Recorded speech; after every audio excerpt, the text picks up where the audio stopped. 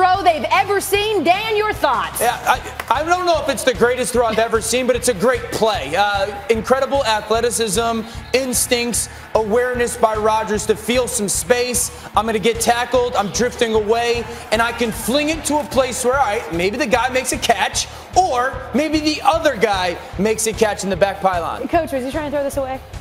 No, it's Aaron Rodgers, man. That's all right, a touchdown. all right. Hall of Famer right there. That's a ridiculous placement of the football, though, to be right on top of that back pylon. You're underselling it. That's as good a play as you'll ever see. Phenomenal. And this one good as well. Rodgers would say of his connection with Aaron Jones, we caught lightning in a bottle a couple of times here off the screen. 67 yards. Jones, the first Packers running back with 150 receiving yards since the merger in 1970. But again, back to that pass. That's all anyone could talk about. That was one of the best, if not the best, pass I've ever seen live in person. That was incredible. I couldn't believe it. It was just one of those plays that kind of leaves you speechless. I saw the ball in there, and I was like, man, that's a little high. And then I look back, and I mean, that's just who he is. He's special, and it's moments like that make him the GOAT. It really does. I was actually throwing a ball that.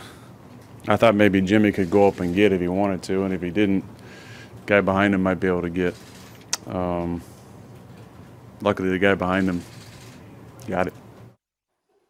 Okay, so here's the thing, and here's all I was thinking about as we were watching that, and I think we had this conversation during the offseason a little bit. When they were putting out their rankings of the top quarterbacks, everyone does that kind of stuff. And Rodgers kept sort of falling down the list a little bit. They gave Brady and Breeze the respect of putting them ahead of some of the young guys, but not Rodgers, okay? Patrick Mahomes is on his way to being the best player in the NFL. That guy still is. And Aaron Rodgers showed it to you again last night. Took them a little time to figure out this offense, but that is a play that very few people in history could make. Aaron Rodgers, let's just say it loudly, right now remains the best player in the National Football League. And I think the incredible thing about it this year right now is he's doing it with the question marks. Like, we all questioned, myself, these receivers around him, like, are they going to be good enough? And he's just putting it on display. The reason why I don't say this is the greatest throw I've ever seen out of him, because I feel like I've seen so many great throws out of him. And we take those plays for granted. That's the downside. He's so special that I look at that play, I go, man, it's a pretty good play, although it's absolutely ridiculous. No, you're exactly right. I mean, we've seen him. I mean, how about the Hail Marys that he's throwing? How about all the Cowboys, the Cook on the sideline, the Super Bowl one, the Jennings down the seam? I mean, literally every game he does stuff like this. Like, it's amazing. Aaron should have just gone with the fact that, no, I mean, I saw, Williams in the back of the end zone. I mean, he should have gone with that because we would all believe him. Exactly. To Greeny's point, though, this was an offense that the first few weeks of the season was kind of dripping a little bit, and they're leaking. They score more points than anyone since week 4. Why? How? Well, I mean, we talked last week, but the head coach and the quarterback are seeing it on the same page. They're all seeing it together. Now they found a guy that they want to run their offense through. Matt LaFleur, who comes from the Rams, has taken Aaron Jones and made him his Todd Gurley. And just the usage, they put him in 7 different places yesterday, position-wise. They put him out in a bunch, motion him across, give him a little toss on a jet sweep perimeter run. They then motion him out of the backfield, and you get a one-on-one matchup with the linebacker, and he's become such a good receiver that you could throw the football to him downfield. We've seen this from Todd Gurley.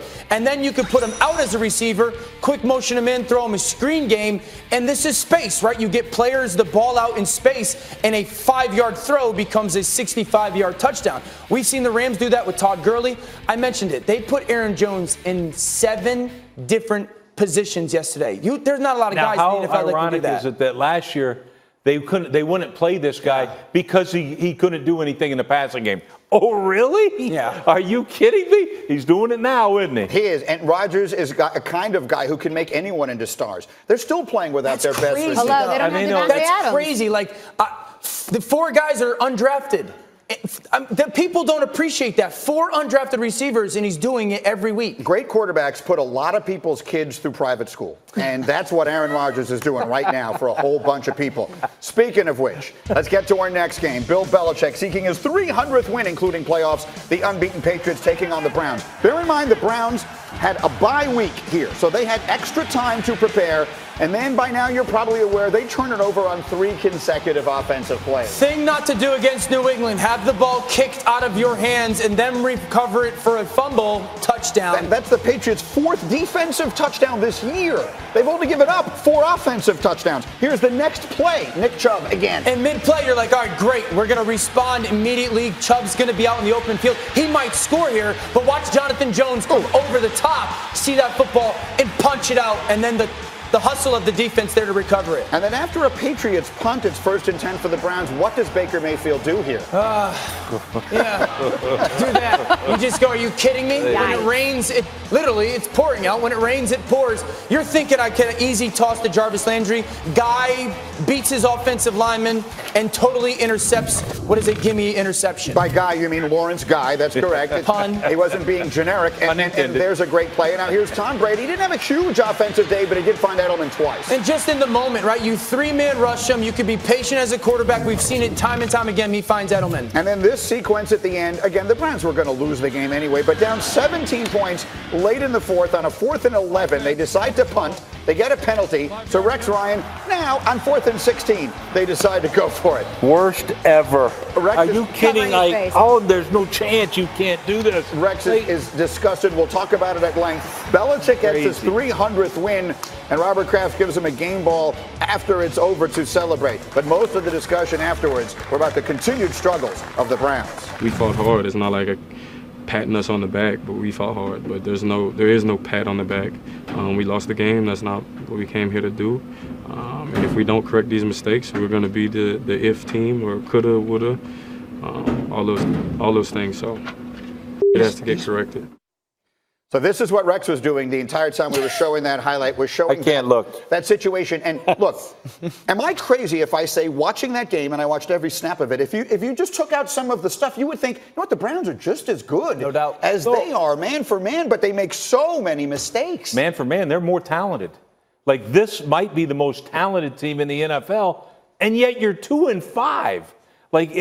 But how you become 2-5? Well, you lead the NFL in penalties. You're undisciplined. That sequence at the end of the game, I mean, you can't watch it. There's no way as a coach. What's the worst thing you can do? Well, we might have just seen it right there.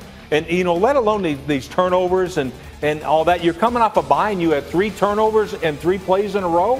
Probably not the best thing for you. And, look, people would die to, this sequence right here.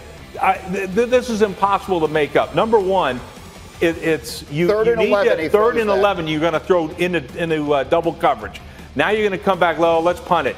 Oh, you know what? No, let's not. Let's just move it back so we make sure there's no chance in heck we're going to get this. It was just the craziest thing I've ever seen. And every week and I killed this kid. I shouldn't have been killing this kid. I should have been killing the rest of them. Look, I'm going to tell you what's going to happen. This team is so talented, man to man. And they don't fire players. They fire coaches. And unfortunately for Freddie, and I think he's standing up for the special team coach. I really do. Because there's no way in heck it came to him. But he's trying to protect this guy that ran a punt team on when you're down by 17 points with six minutes left. This is the NFL. I think you try to win the game. You're not trying to cover the spread. You're trying to win the game. What the hell are you thinking about punting? Before you go, as soon as you get it, you're like, hey, we're in 4-down territory. End of discussion right there. Is there something that Kitchens you think could take away from this game, though, Dan, and say I did this well and I didn't do this well? I actually thought Freddie Kitchens had a good night as a play caller. Horrible night as a head coach, but a good night as a play caller. They ran the football. Listen, to your point, Greeny, the Browns had more yards per play than the Patriots did. This is the 3rd or 4th game this year that their defense played well enough to win a football game and lost against a good football team. So, I mean, listen, I was on the 2015 Lions where we started 1-7. We turned the football over a ton. We had a ton of penalties. Our head coach, Jim Caldwell, called us in and said, listen, put up a graph and said, if we minimize our turnovers and we minimize our penalties, this is what you can become. And we all kind of emphasized it and focused on it. We ended up going 6-2 down the stretch and playing in week 17 to make the playoffs. So it can be done. Unlikely, and it's a daunting task, but it can be done if they fix their penalties and turnovers. The good news for them, the division didn't run away from them, at least not yet, but 2-5 is a very deep hole to try to dig out of. Speaking of digging into holes, Bears at home yesterday against the Chargers. Second quarter, and this was one of multiple situations in the red zone. The Bears just completely mangle. 25 seconds left, second and goal. They're out of timeouts. They run the ball, Dan, inexplicably into the line. So now they got to race up there to try and spike it and to get a field goal kicked. They go into halftime with the lead, being booed off the field. Fourth quarter, they're up 16-10, and Trubisky turns it over. This is a terrible sequence because he had just missed a shot downfield to Taylor Gabriel, and then the very next play, he gets pushed into, he's trying to escape the pocket and cover up the football, loses it. Chargers recover, turn it into points. Would lead to a Chargers go-ahead touchdown. So, over a minute left, just over a minute. Trubisky with a chance to be the hero. Down one. That's Allen Robinson. They're on the 34. Tick, tick, tick, tick. Here we go. 1st and 10 at the 32. Trubisky, he never runs anymore. It's the best part of his game right now is getting outside of the pocket, using his athleticism. I loved his awareness, and I really thought that was going to be a big moment for the young quarterback. So, with 43 seconds left, the Chargers called timeout. The Bears still had one. They decide just to kneel on it and kick it from there. A questionable decision, especially with their history. Eddie Pinheiro from 10 yards closer, that's good. Instead, it misses just left. The Bears see their season most likely come to an end on a missed kick at the end. Does that sound familiar? It should. Here's Matt Nagy afterwards explaining his thinking. What happens if you take a sack or there's a fumble? Lose the game. That's right. Yeah, exactly. So no, there was zero thought of that. I'll just be brutally clear. Zero thought of throwing the football, zero thought of running the football. You understand me? That's exactly what it was. So it's as simple as that. Matt Nagy did this last year, too. He has a tendency to make it seem like he's being asked stupid questions when he's being asked perfectly logical, reasonable questions. It is perfectly reasonable to ask the question, why didn't you try to get a little closer there when you don't have Adam Vinatieri? And his way of sort of putting off the answer as though he's put off by the answer. I think it's going to grate on a lot of people. That was a terribly coached game yesterday. They are coaching Mitchell Trubisky badly. They're making that pick look terrible. Right now, Matt Nagy has bigger problems than answering questions he doesn't think he likes. Greeny, I could not agree with you more. I mean, this thing right here, like, look at yourself first, pal. And by the way, if you're not considering that, well, Greeny, we know how I handle that situation in a playoff game. Yep. All right, I ended up throwing a ball down the field to Braylon Edwards. One-on-one opportunity. I knew it was man coverage. We hit it. If we don't hit it, we're still going to kick the field goal. You're not going to take a sack in that situation. And if you're thinking about it, if you're really thinking about all the negative things, that's what it shows me. There's no confidence. He has no confidence. Are we going to take a sack? How about if we fumble? We're going to lose the game. Well, who thinks like that? Like, number one, you don't think like that. You think about how we're going to win, how I'm going to move the ball down the field and give my kicker a better chance. So not only is this game on the kicker, it's on the coach as well. Listen, this is a guy who threw the ball and ran the ball from the 2-yard line at the end of the half with no timeouts left. Now with 43 seconds, he had an eternity to try and get themselves a little closer. Yeah, yesterday, it's all about Matt Nagy. We've talked about that sequence at the end of the half with the mismanagement of the clock and running the ball on second down.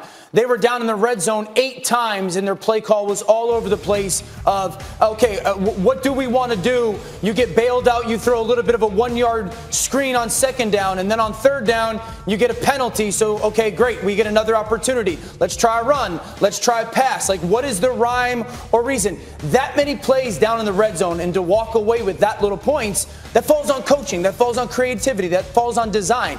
I'd also say this, we have communication in the helmet.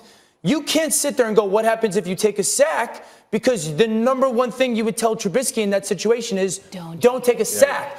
And as a play caller, you call a play that is catch and throw, like you're talking about. Absolutely. So we have all the time in the world to have that conversation. The Chargers called a timeout. Yeah, which I thought, Anthony Lynn, I love him as a coach, but I totally disagree with him in that situation. Look, the Bears outplayed the Chargers, or excuse me, half the Chargers. This is not the entire football team that you just beat. And so you can feel good about that, but where you got beat was situational football. There's nothing more important as a coach, and they mishandled it. And here's the worst part of the Bears right now. As they sit here, their season, it's done. They're not in the conversation anymore. Last year, you ended your year, and you thought you had your 2 biggest questions answered. We found our coach. We found our quarterback. You sit here at the beginning of November, and those 2 questions that you thought had answered are rearing their head again. Dan may be saying that their season is done because still ahead of them, the Lions twice, the Rams Rams, the Eagles. It's not getting. They're the 10th best team in the NFC, and that's being kind. As we continue, Baker Mayfield and the Browns looking in.